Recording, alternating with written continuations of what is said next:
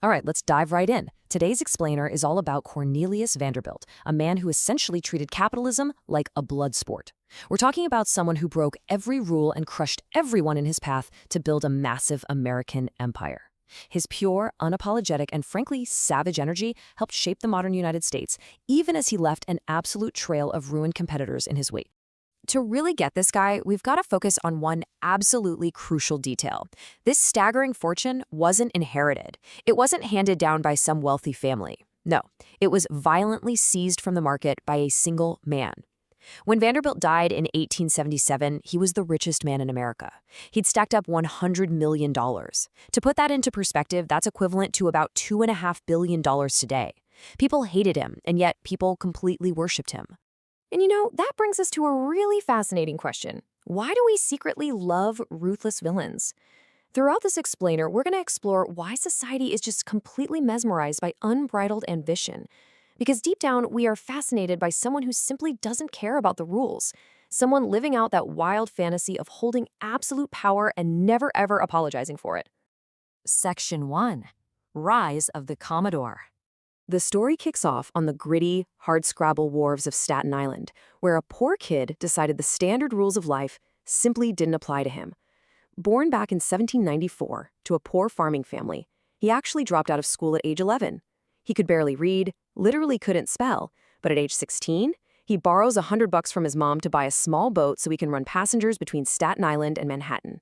Now, the existing ferry operators had set rates and schedules, but Vanderbilt? He immediately undercuts them. He worked longer, ran faster, charged less. By 18, this kid with zero formal education was pulling in $1,000 a year, which was way more than most adults in New York made at the time. Section 2. The Steamboat Wars.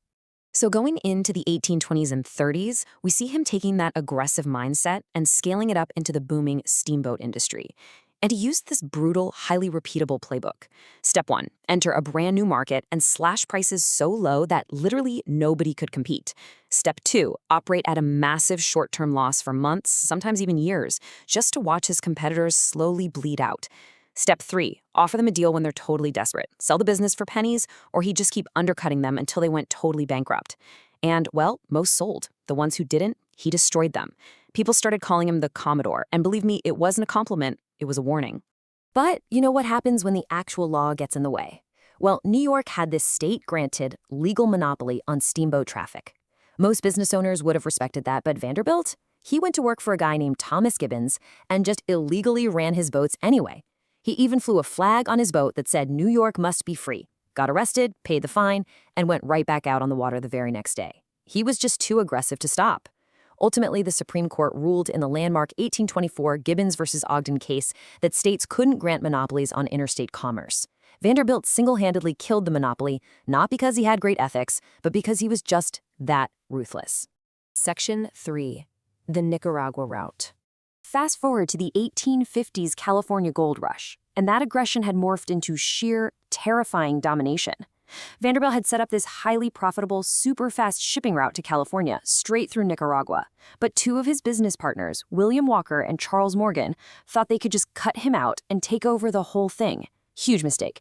Vanderbilt didn't take them to court. Instead, he personally financed a military campaign, funded a rival government in Nicaragua, and slashed his own prices to obliterate their profits.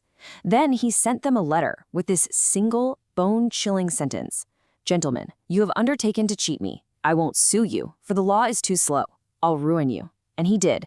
Within 2 years, both men were completely wiped out. Section 4. Conquering the Railroads. Now, imagine being in your 60s. It's an age when most people are retiring, right? Well, not the Commodore. He decided he was going to become the final boss of the American railroad industry through a rapid, massive consolidation of power. Starting in 1862, he just gobbles up local railroads, the New York and Harlem, then the Hudson River Railroad, then the New York Central. He merged them all to create this massive, unstoppable network. By 1869, if you wanted to move any freight in or out of New York City, you had to go through Vanderbilt. And to anchor this new empire, he built the original Grand Central Depot for a mind-boggling $6.4 million, giving him complete control over access to the city. Because if there's one thing he understood better than absolutely anyone, it was leverage. When competitors tried to build rival railways, Vanderbilt just used his immense wealth to openly bribe politicians up in Albany to block them. And when he was accused of corruption, he supposedly fired back with his famous quote, "What's the use of being rich if you can't buy the legislature?" To him, ethics and rules, those were just for the weak. Money was literally the only law that mattered. Section 5. The infamous Erie War. But hey, even titans bleed sometimes. Vanderbilt's attempt to corner the Erie railway market brought him face to face with Wall Street's absolute most corrupt financiers, Daniel Drew, James Fisk, and Jay Gould. While Vanderbilt was silently scooping up Erie stock to take control of the company, this trio conspired to illegally print fake, watered-down shares, endlessly diluting the stock's value. Vanderbilt unknowingly bought them up, losing over $7 million in the process. The trio even brought in the notoriously corrupt politician, Boss Tweed, just to legalize their fraud. Now, even though he was outsmarted by guys literally printing fake paper and bribing lawmakers, Vanderbilt's ruthless reputation was so incredibly terrifying that he forced Gould to hand most of his $7 million back, just under the sheer threat of ruin. Still, for the very first time in his life, Vanderbilt actually had to concede control of a railway. Section 6. Robber baron or hero. So, how do we actually categorize a man whose historical legacy is a complete paradox? Just look at the sheer duality here.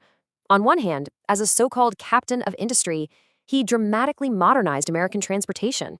When he was fighting monopolies, he slashed consumer prices, sometimes by up to 90%. He spurred national industry and built monumental infrastructure like Grand Central. But, on the other hand, as a robber baron, he mercilessly ruined lives, bought politicians like they were cheap suits, and exploited his railroad workers with terrible conditions and abysmally low pay, all while he was raking in millions for himself. Section 7. The dynasty's fading legacy. And here is where we hit the ultimate, almost Shakespearean irony of the empire Vanderbilt left behind when he passed away in 1877. As CNN anchor Anderson Cooper, who, fun fact, is actually Vanderbilt's great-great-great-grandson, highlights in his recent book, the subsequent generations completely abandoned the Commodore's vicious, aggressive work ethic. Instead, they dove headfirst into lavish Gilded Age spending.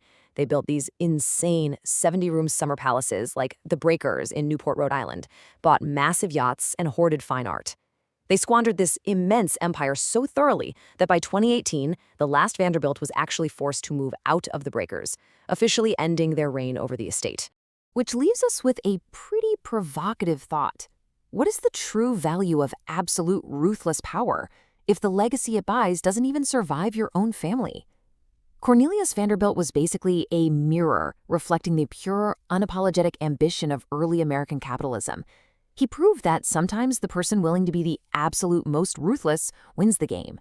But as the fading Vanderbilt dynasty shows us today, winning the game and keeping the prize are two very, very different things. Thanks for joining me on this explainer, and I'll catch you next time.